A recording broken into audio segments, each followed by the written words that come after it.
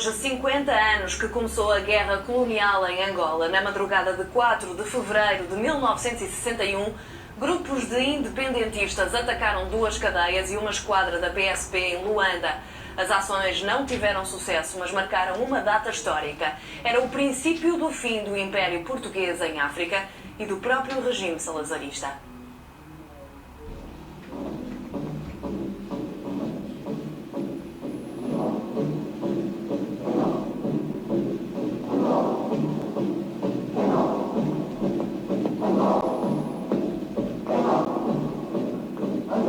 Foi assim que Portugal reagiu em 1961 à revolta que já muito se adivinhava. Proclamava-se que Angola era nossa e mobilizava-se as Forças Armadas para garantir que era mesmo assim. Ao mesmo tempo, jurava-se a pé juntos que não havia nós e eles. Brancos e negros eram todos portugueses, dizia-se. A culpa era toda de agitadores estrangeiros. Angola que é Portugal, portanto nós não diferenciamos, não diferença qualquer raça, somos todos irmãos. Nós só queremos simplesmente desenvolver que aqui é Portugal e que não há discriminação de raças. Pretos, brancos, todos os poblados, todos aqui têm o seu lugar para trabalharem bem à vontade. Os factos mentiam esta visão idealista da sociedade angolana. A 4 de fevereiro, algumas centenas de independentistas atacavam 2 cadeias e uma esquadra da polícia em Luanda. O seu objetivo aparente era libertar alguns presos políticos, mas a ação fracassou. 7 polícias e cerca de 40 rebeldes morrem nos confrontos. Começa assim o movimento armado para a libertação de Angola, muito embora ainda hoje haja muitas dúvidas sobre quem organizou o 4 de fevereiro. Logo no dia seguinte, começa o massacre de milhares de negros.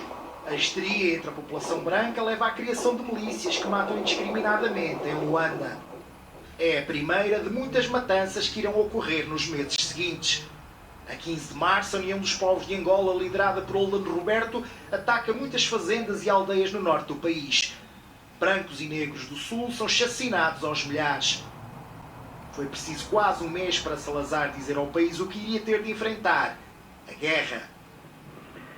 Andar rapidamente e em força é o objetivo que vai pôr à prova a nossa capacidade de decisão. Salazar teve uma oportunidade para dar um rumo diferente à história, mas não quis. O embaixador dos Estados Unidos garantiu todo o apoio do seu país para uma transição negociada e lenta para a independência das colónias, mas ele recusou. Para Salazar, Portugal não permaneceria independente sem colónias. Por isso, só restava lutar até ao fim. Neste caso, do seu próprio regime.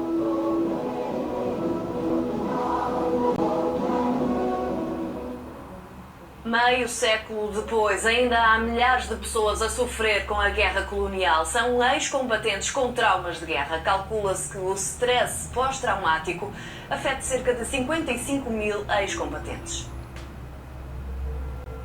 Meio século depois, para quem regressou, a guerra do ultramar ainda parece bem recente. Estávamos no quartel, quando ouvimos um estrondo, fomos corrê-los, perguntei onde é que estava o Adriano.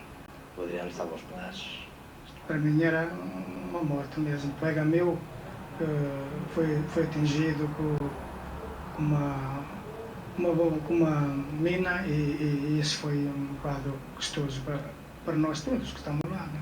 Traumas de guerra, stress pós-traumático. Das ex-colónias portuguesas, os combatentes trouxeram mais do que memórias, trouxeram doenças crónicas. O Ministério da Defesa está a dar apoio muito aos problemas do stress de guerra, através de protocolos com as associações de combatentes. Para resolver um problema de reconhecimento dessa doença, demora 6 e 7 anos.